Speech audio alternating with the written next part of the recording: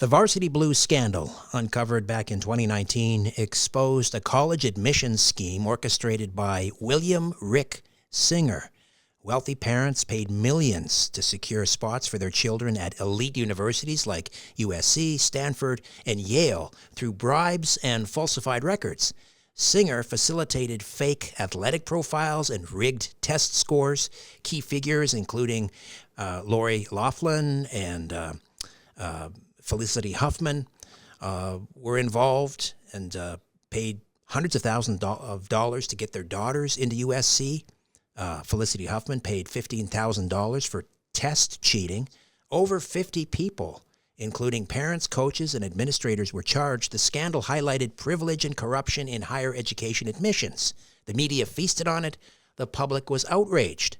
But what if I told you that buried beneath that outrage was another story, a story you were never meant to hear?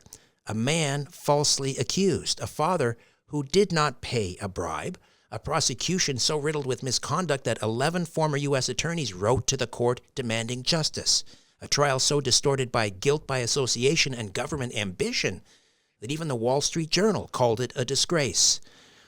My guest tonight is not just collateral damage, he was the sacrifice, a respected business leader, a loving father, and now an outspoken critic of a justice system gone off the rails. He stood alone against three Goliaths: the Department of Justice, Netflix, and the University of Southern California. He's here to reveal the scandal within the scandal, and his name is John B. Wilson. John, welcome to Strange Planet. How are you? I'm doing well. Thank you for having me, Richard. We should also mention the book, Varsity Blues, The Scandal Within the Scandal.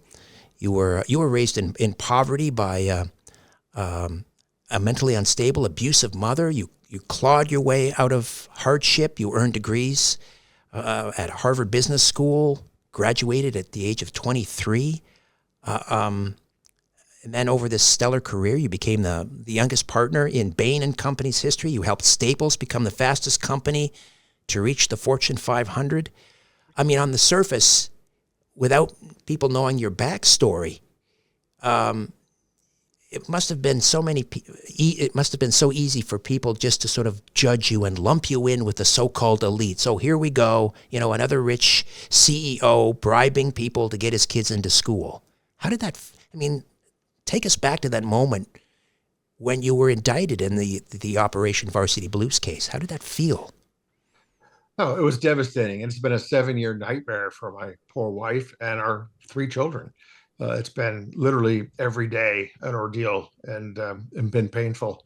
In fact, it started, though, in day one. I'll tell you about the arrest. I had never been arrested before in my life. As you mentioned, I grew up in poverty and worked my way out of that through honest and hard work and education. But I'd never been arrested before in my life. So imagine my shock. I got off an airplane in Houston Airport, flying to a client meeting, and 2 FBI agents arrested me, handcuffed me, pushed me against the wall, and said, "You're under arrest for honest services fraud." I said, "What? What is that?" I was even more shocked by their reply. They said, "We don't know. We've never heard of this charge before." I said, "How can this be? How can you arrest me for something you don't even know what it is?" They said, "It's such an unusual charge. We've never heard of it." I said, "You must have the wrong person. There's 15,000 John Wilsons. You must have the wrong person." They verified my address in Massachusetts. They said, "Oh, no, you're the Massachusetts guy? No, you're the guy." And so they then proceeded to book me, process me. They brought me to a federal prison, not a jail, a prison with 850 inmates in Texas and Houston, handed me off to the prison guards there. They shackled my ankles and my handcuffs remained on. I then was processed through the prison. They stripped me down, put me into a common shower room, hosed me down like an animal with a couple of power hoses, and then gave me a jumpsuit. And before they put me in my cell block had 60 inmates, including people from the general population. One of the guards said to me, "Watch your back in there." He says, "You're the only old white guy in this prison or in this cell block. They're all going to assume you're a pedophile. And they hate pedophiles in here. And someone's likely to try to stab you with a shiv." Wow. I was terrified. And I just said, "Can you lock me into my cell?" And no, we can't lock you in your cell until lockdown tonight. And if you hide in your cell, they're going to think you're a wimp and they're going to really try to F you up. And so I spent the next 2 days terrorized, worried I was going to be stabbed. all the while, I had no idea why I was even there. No one could tell me what I was arrested for and what crime I had been alleged to have committed. And that was just day one of what would become a 7-year nightmare. So, how did you get involved in this operation? I mean, maybe we should begin with your association with William Rick Singer, who's at the center of the Varsity Blues scandal. Yeah, it happened in 2010. My son was just entering into high school as a freshman, and an advisor I'd worked with at Goldman Sachs for 10 years. I trusted him. This advisor had given me lots of recommendations over the years for trust lawyers and things like that. He called me up out of the blue and said, "Hey, your son's entering high school. We've got this great service. There's a fellow named Rick Singer who's been advising a number of Goldman clients. He has a very long list. He's one of the biggest college counselors in the West Coast." And so he recommended him. And I said, okay, Goldman Sachs recommended him. They said he had lots of high profile clients. He had clients like Steve Jobs, like John Doerr, Joe Montana. I said, well, Goldman Sachs recommends him. He's got 3,000 clients, many high profile people. I'll try him. So we met with him and he did legitimate services for us for 10 years. So he did things like tutoring. He had a service in his company of tutors, and they would tutor my children, and they did a very good job of tutoring, helping them to practice on their ACTs and SATs. He also did things like counseling and picking out colleges that would fit with your children. My son had 10 colleges he picked out with Rick Singer. There wasn't just one. We looked at 10 colleges together to find the right fit. And he had real honest other services like charity work. We did charity work with him too. So my son, I drove him from San Francisco on weekends to Sacramento to tutor inner city kids. So he provided legitimate services for us for a decade. And like 99% of his accounts that were never charged by any crime with the government, we were what they called wholesome accounts. Singer's colleague said he had wholesome accounts and dark side accounts. Only 1% were dark side. He said that the wholesome people never knew about the dark side.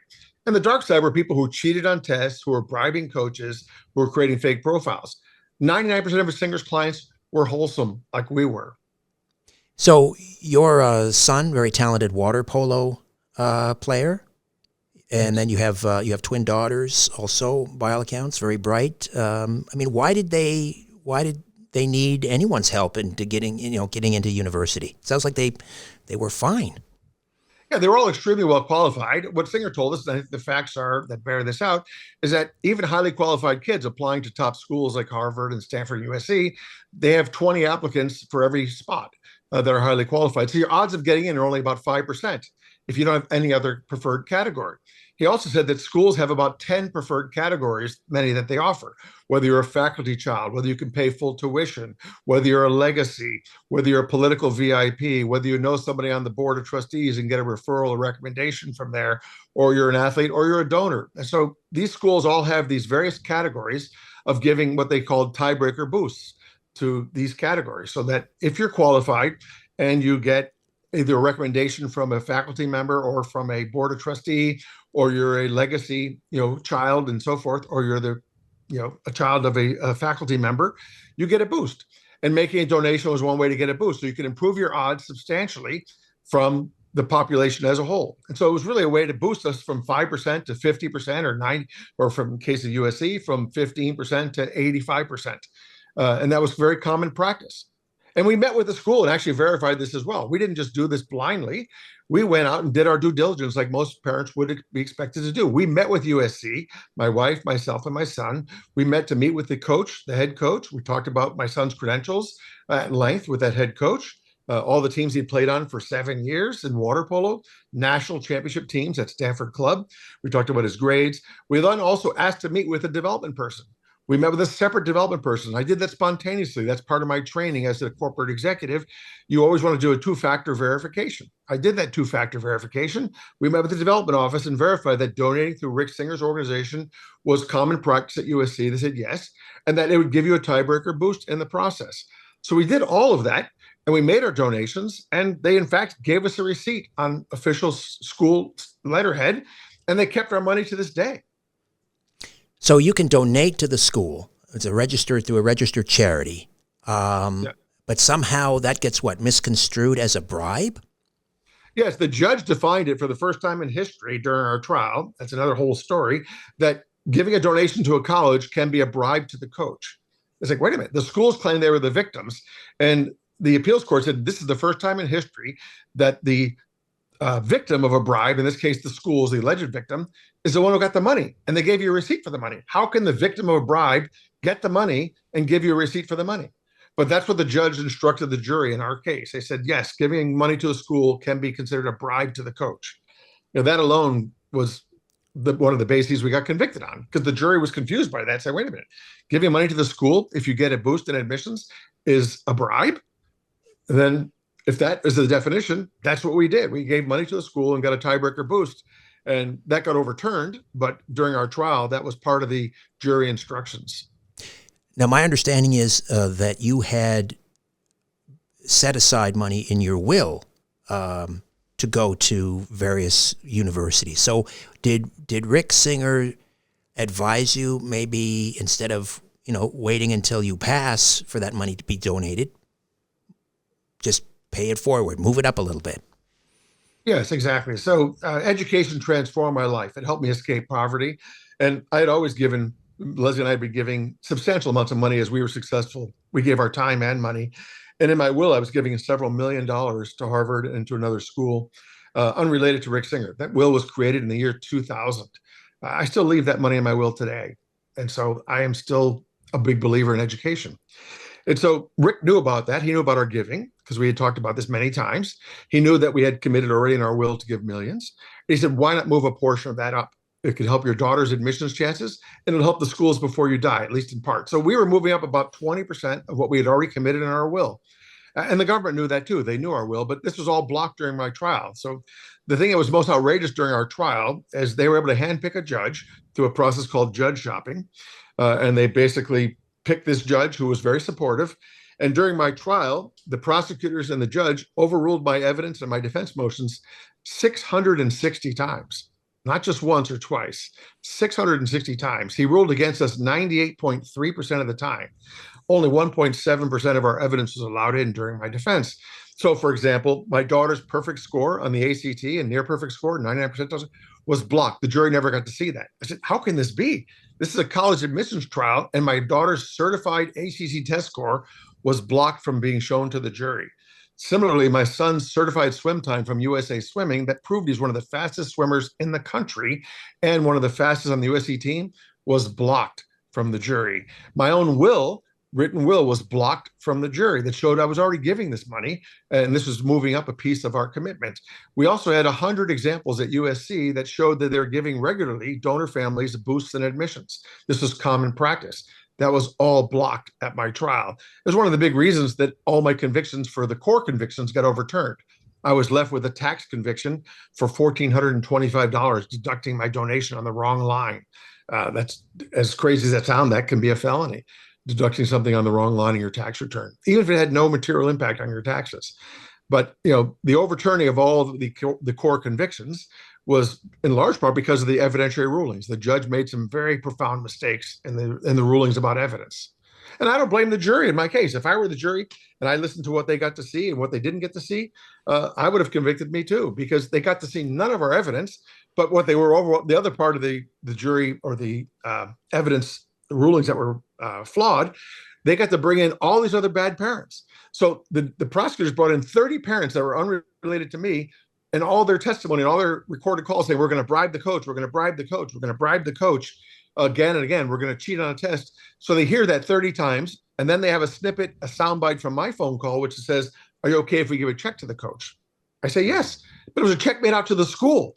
But when you hear 30 other parents bribing and you hear my phone call saying, give a check to the coach, it sounds like I'm bribing the coach. And that's the way this trial was just such a travesty. Lying by omission. If you had your convictions not been overturned, what was the sentence? Well, they charged me with 9 felonies. They kept piling on charges to get me to plead guilty. More felonies than Rick Singer, more felonies than any other parent, 5 times any other parent's charges in this case. 180 years of prison time they were threatening me with. Right? They even threatened in the end my children, right, and my wife. This is crazy. And I said, we're not going to plead no matter how many charges you pile on. In the end, I said, you could charge me with trying to assassinate President Kennedy and being on the grassy knoll. I'm not going to plead guilty to a crime I did not commit.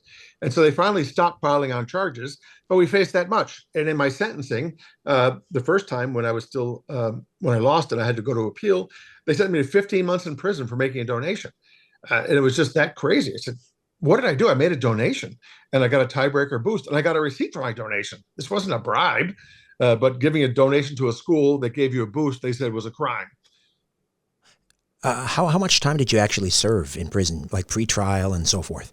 Oh, I was only there for the 2 days. So the prosecutors wanted me to spend more time there. They tried to get me to have to pay a cash bond, not a bail bond, of $1 million. They applied and they said, the judge put me back in prison. And then the judge finally said, no, that's not reasonable.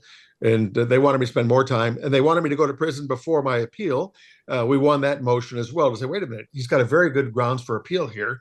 And so the government rescinded their opposition, which is very unusual because they knew they had a weak case. And when they were challenged at the appeals court, it was outrageous. They were challenged 3 times to say, what evidence do you have against Mr. Wilson? And the prosecutor said, well, it's overwhelming. All these parents are bribing and cheating. The appeals judge said, no. What evidence do you have against Mr. Wilson? And they said, well, it's very profound. There's lots of evidence. I said, well, what is it? And what they said will shock you and your audience, maybe. They said, Mr. Wilson, the only evidence they had, he submitted photos of his son, and his son's supposed to do that. He did it. And he edited his son's essay, and that's not allowed. And the judge said, what? Most parents do that. So the only evidence they had of wrongdoing on my part was that I submitted the photos instead of my son. I'd taken the photos on my camera. They were my photos. They were real. They weren't photoshopped. I submitted them instead of my son, and I edited his essay. I didn't even know you couldn't edit the essay. Editing the essay for grammar and other things was against the rules. Okay, I did that. I acknowledge that, but I didn't think that was a federal crime. No. But that was what we did.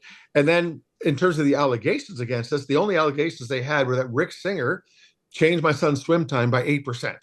I didn't know that. I wouldn't even know my son's swim time by 8% because every year he was in high school, he was growing 2 inches and getting 5 to 10% faster every year. So I would have known his swim time within 8%. And that I deducted my donation on the wrong line on purpose, they said, to try to hide it. I said, what? I had a receipt from USC. Why would I not use that receipt? So those are the crimes they said that was alleged to have committed, that my son's swim time was changed by 8%. And that even though he played on the team, he's still one of the fastest on the team, one of the fastest in the country. And I deducted my donation using the wrong receipt. Did the university administrators offer, to testify on your behalf to say he's done everything according to the rules? No, they did just the opposite. That's why we're suing USC for fraud. So even though we met with USC and we verified with the development people and the coach of the team, and we got receipts and we went to practices. This was not some kind of fraud. We went to practices. We flew out we were working and living in Europe. We flew out thousands of miles many times to visit my son, to watch him play in game or watch him play in practices and cheer on the team. He was a red shirt, one of 10 red shirts. And so we went to all these practices and we had communications with the team. At my trial, we were shocked when they testified under oath that they never gave a boost to any donor family and that was against the law. That was a bribe, essentially. And we were flabbergasted. So how can you be saying this? We had 100 examples of just the opposite in their own written emails, but the prosecutor blocked all that and the judge blocked all that from being shown to the jury. So USC said they never had this policy. So then that's why we're suing them and saying, well, then you defrauded us when we met with you in person. You said just the opposite. So those people who met with us in person back in 2014 defrauded us. And so that's the basis of our lawsuit against USC. But they threw us under the bus. They threw my son under the bus. The assistant coach got on the stand and said my son was never there. He was only there the first day. He said, what? He said his team captain testified he was there every day. So did one of his teammates. And we went to watch him at games. And in fact, we had a team photo showing my son with the team that was taken 3 weeks after the first game, the first practice. And now he said he wasn't there, but the person standing right next to my son was that assistant coach. Now, that assistant coach was never charged with a crime, even though he said on the stand, he basically put false information in my son's application. He made Singer's application even more outrageous. He said my son could be an immediate impact player on the team as a freshman. I don't think so, at a national championship team. But he also got promoted. He never got charged with a crime, even though he confessed to putting fraudulent information in. And when the team head captain, or head coach rather, got fired, he got the job. So this person got promoted, never got charged. And on the stand, he was giving you these false statements about my son. He said my son was never there. Wow. Many of the high-profile defendants were from California. I mentioned, actresses and Felicity Huffman and Laura Loughlin and so forth. But you were from Massachusetts. You were from Boston, and the prosecution wanted this trial held in Boston. They wanted that to be the venue. So you suspect, or that's why they went after you, so that they could have one defendant, a high-profile defendant, in the same venue where they wanted the trial held. Is that accurate? Yes, it is. And we verified this with several different people, FBI people, as well as former prosecutors. So in a federal trial, criminal trial, you have a right to have that trial take place where you live or where the crime was committed. So for those dozens of parents on the West Coast who committed their crimes in California, who lived in California, Singer's company was in California, the colleges, USC and Stanford, were in California, they had a right to their trials in California. But for the Boston prosecutors who uncovered this case from somebody in Connecticut from an unrelated case and a tip, that wouldn't serve their purpose. They wouldn't get the media spotlights that could help boost their careers. So they needed to manufacture two things. One, a conspiracy amongst all the parents. So that was overturned by the appeals court. There was no conspiracy. I never met Lori Loughlin in my life, let alone conspired with her. And so there was no conspiracy, but they had to create a false conspiracy. And once you allege a conspiracy, then you're allowed to have the trials all take place where at least one person lives, where you have venue. And they needed one person in Massachusetts. Of Singer's 3,000 clients, only one lived in Massachusetts. I was that unfortunate person. So they needed to charge me then with this conspiracy to justify bringing not only all those defendants, but all the school witnesses, all the FBI agents. They had to bring 250 people, including all the lawyers, back and forth thousands of miles all the time for this trial, because they had one person in Massachusetts that could help bring the media spotlights here for their careers. This scandal seemed to just explode overnight as a media spectacle. Do you think the indictment process was designed to fuel that public outrage rather than pursue justice? Absolutely. I mean, let me say first, I understand the outrage as a parent. If my qualified child was bumped by a less qualified person who cheated on a test, who falsified a profile, who was bribing coaches, I'd be outraged too. So I understand that outrage. We didn't do any of those behaviors. So I understand the outrage that was there. But the prosecutors are a well-oiled machine. They know how to milk the media for all it's worth. And what they did with this case was keep feeding the fuel to that media bonfire by every time someone was charged, they did it all up front and en masse. Every time someone took a plea agreement, every time someone was sentenced, every time someone went to prison, they got back on their soapbox and kept, pontificating about how outrageous the behavior was. And they kept smearing everybody through guilt by association. And because I went to trial, I was the last person in this, long litany of, let's say, media circuses that were going on, with all the other people pleading guilty, getting sentenced, going to prison. And so there were literally 2 million news articles about this story that took place over the years. 2 million news articles. And the prosecutors even went on to have their own podcast about this when they left the government. So it was that sensationalized, and it was just a tsunami of bad news that kept smearing my poor children and my family through guilt by association. Then there was the, speaking of media circus, there was the Netflix documentary, Operation Varsity Blues, the college admissions scandal. How were you portrayed in that? Oh, that was devastating as well. So just to give a little more context here, 6 months before my trial even took place, they announced they were going to be releasing this documentary, they called it. It was not a documentary. But because they pre-announced it, my lawyers gave them a warning letter with all the evidence. It was not a small letter. It was 550 pages long, which included all the exculpatory evidence that was available in the public record and some non-public information that we disclosed to them and made it public. For example, I spent 2 full days. I voluntarily took polygraph tests with the former head of the FBI polygraph program and the former head of the CIA polygraph program worldwide, who led the polygraph school for the entire federal government. These were the real deal. These 2 people were beyond reproach. I passed all of the polygraph tests with flying colors, and included that in our Netflix letter. So they had all the evidence. They had the real pictures of my son on the team. They had his high school coach's recommendations. They had everything. My daughter's perfect ACT test scores. They had all this information, and yet they ignored it all and released their film. And their film included, I think, 9 or 10 families who all pleaded guilty, who cheated on tests, who bribed and so forth. And they put me in with that mix. There was no need to do that. And they did that. And they put me in there 25 times in the first 23 minutes, or an actor who portrayed me.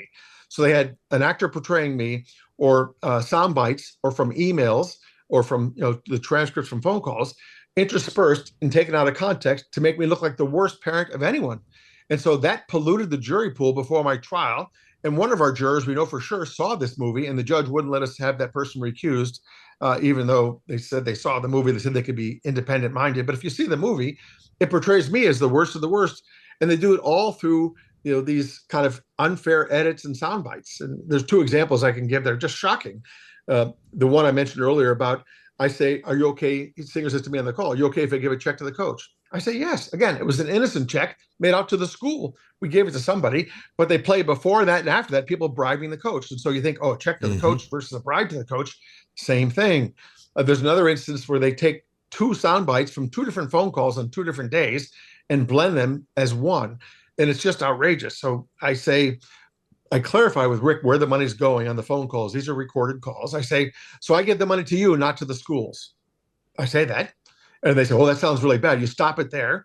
And then you have other people, again, bribing. It makes it sound like I was never giving them. And then the immediate sentence after that, I say, and then you give the money to the schools, right? All I'm trying to clarify, do I wire it to you and you give it to the schools, or do I wire it to the schools directly, right? But they only give the first half.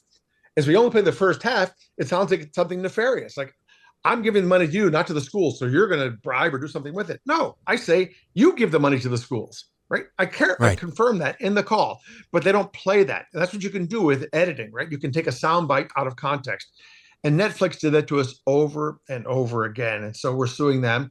We've actually prevailed. We have a case in the Superior Court in Massachusetts. They normally win on motions to dismiss right up front 90+% of the time. Our facts are so strong, the judge said, no, they have a real case here. So now we've won the first big hurdle, and we're going to trial, and we have discovery, which is taking over a year. It's going to probably take another 2 years. The other strategy they do, they drag this out to try to bleed you emotionally and financially. Thank goodness my lawyers on this are on a contingent basis, so I can continue to fight. I've been depleted financially fighting just the legal case. And so we're fighting Netflix and we're fighting USC. So it seems pretty obvious the media were trying to label you as a privileged parent gaming the system. But further to that, do you think the timing and the scope of the indictments were calculated to exploit cultural tensions around wealth and privilege, making you a scapegoat in this climate? Yeah, I think the climate was unfortunately perfectly ripe for the perfect storm for the prosecutors, right? You had celebrities, you had the seedy underbelly of college admissions and how dark secrets are there. You had wealth and privilege, and you had a lot of things going on about wealth and privilege. And I think, unfortunately, this case became, kind of a poster child for what's wrong with society and how wealthy people can abuse their privilege. And I was lumped in with that group. And again, I grew up very humble beginnings. Very modest. And I understand the value of a dollar, and I appreciate the value of hard work. And I instilled those values in my wife and I and our children. They all worked hard for their merits, right? My son trained for 700 hours a year for 10 years in swimming and water polo, competing nationally and internationally. He had a world record. We weren't trying to take any shortcuts here. We were simply trying to give a tiebreaker boost.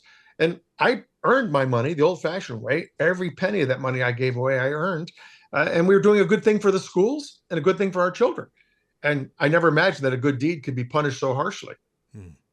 Speaking of your children, what was going on during this time for them? Did they get into school? I mean, even if they did, I can't imagine the strain and the pressure they must have been under, knowing that their father could end up in prison for forever. Yeah, it was devastating, and it's been a devastating 7-year nightmare.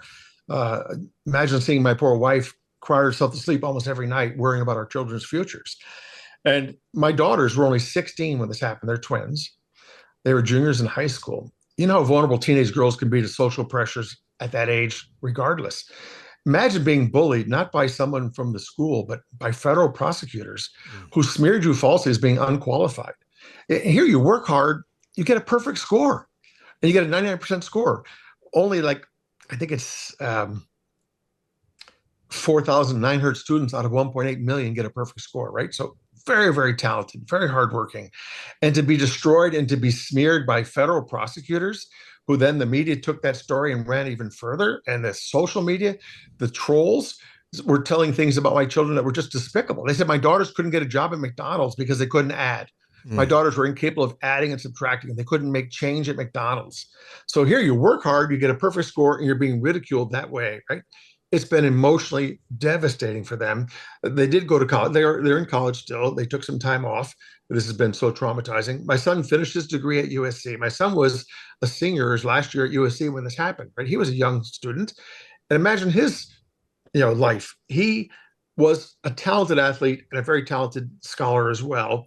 He had a 93 percentile and a 3.8 out of 4.0 GPA on USC standards. Very talented. He trained for a decade, working at the highest levels, competing nationally and internationally, water polo and swimming. To be called a false athlete, the government to this day even says he's an alleged athlete. An alleged athlete. They knew he had a world record. They knew he was on the team, one of the fastest. They knew his high school coach was an Olympic player himself and a two-time national MVP, playing for Stanford Club or Stanford College. So they knew he was the real deal, and yet they still say he's an alleged athlete. Imagine having your whole life tied up in athletics like my son, and a lot of your personality, a lot of your pride, and your whole persona is geared around not only academics, but your athletic prowess. To have that besmirched by the federal prosecutors who knew the truth, and yet they deliberately fed a false narrative, it's just been devastating for him. And it's not the circle of friends. The people who knew us, they knew my daughters were smart and my son was smart. They knew they were talented athletically. They knew my son had a world record. He was on the Oprah TV show when he was younger for his world record. And so they knew all this, but it's the circle beyond that circle. The people who don't know you. It's the potential employers who do a Google search and so forth. And the unfortunate thing for my children is the internet makes their scars both deep and permanent. Tell me about the indictment, the overturning of the indictments, the circumstances surrounding that. Yeah, we went to appeal, and we knew we were going to fight this because our trial was such a miscarriage of justice. The good thing about the trial, if there's a silver lining to having been railroaded through a trial that was outrageous, we had 17 different grounds for reversible appeal, our lawyers said. That's a lot of different grounds for reversible appeal. That's how outrageously flawed our trial was. The appeals lawyers we hired, which is a separate set of lawyers, they specialize in this area. I said, look, you can't have that many. It's going to look like you're throwing everything against the wall. Let's pick the top three. So we appealed on three different grounds: the evidentiary rulings, the definitions of bribery, and so forth. And at the oral arguments, it was very clear that they were going to rule in our favor. It was pretty clear the government had way overstepped. This was government overreach on steroids. And the way the government weaponized the justice system against us was pretty clear. The appeals process was successful. All of our core charges were overturned, but they did leave this tax charge. It was really kind of a bone, our lawyers said, that was thrown to the prosecutors. It was a $1,425 net impact on my taxes. And I overpaid my taxes, believe it or not, by over $120,000 that same year. Again, my taxes were being prepared by professionals. They were 250 pages long. I was working in Europe for my job, so I was paying European taxes, U.S. taxes. I had Price Waterhouse and Goldman Sachs preparing my taxes. So I just signed them. I didn't even read them. I just signed them with DocuSign. But that still holds you, it's not an excuse, that holds you accountable for everything in there. And it was deducted on the wrong line. I used Singer's invoice instead of the USC receipt. I didn't even see it. My secretary did it, but that was the crime that they left the conviction for. I'm still trying to fight that. The appeals court didn't overturn that, and we tried to go to en banc to have the entire court, and they didn't allow us to do that. Unfortunately, the Supreme Court won't hear a case for $1,400 like that. They just won't look at it as a unique facts and circumstances. So we need to get new evidence, and I'm still working on trying to get new evidence to have a new trial on the tax thing. But it was very satisfying to have the appellate judges basically taking the government to task. And then the sentencing judge, once we had to go through sentencing again for this tax thing, he essentially said that the government lost this case against Mr. Wilson. He's not guilty of any of the Varsity Blues charges. That what we're here looking at is this tax charge. And he gave me probation. He said, this is almost a ridiculous tax charge, this $1,400 thing. So he gave me probation and a fine. But the government brought 4 lawyers to the sentencing hearing for that and wanted me to get 15 months of prison for that tax charge. That's what they argued for 45 minutes. So that's how vindictive they can be in this process. Right. Any accountability for the original judge and the prosecution team? No, anyone in the DOJ? We've been advised not to try to pursue them. It's just the odds of winning are very, very low. The way these people circle the wagons to protect one another, and frankly, the money. We've been depleted financially. This has drained all of our life savings, all of my retirement accounts, everything we've saved over a lifetime of a successful career. This case has cost me over $11 million. Oh, my word. Think about that, fighting the federal government. And we think they've spent over $100 million fighting for all 50 cases that they fought. And they're still fighting today. There's still people that are fighting them right now. The judge or the coach still has his case under appeal, and the government's working on this for over 8 years. Do you And they're see, still spending money.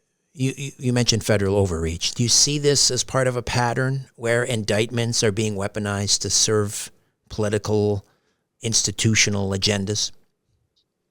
I think it can happen. Again, I think most people in the government are probably hardworking, honest people. So I don't condemn the whole system.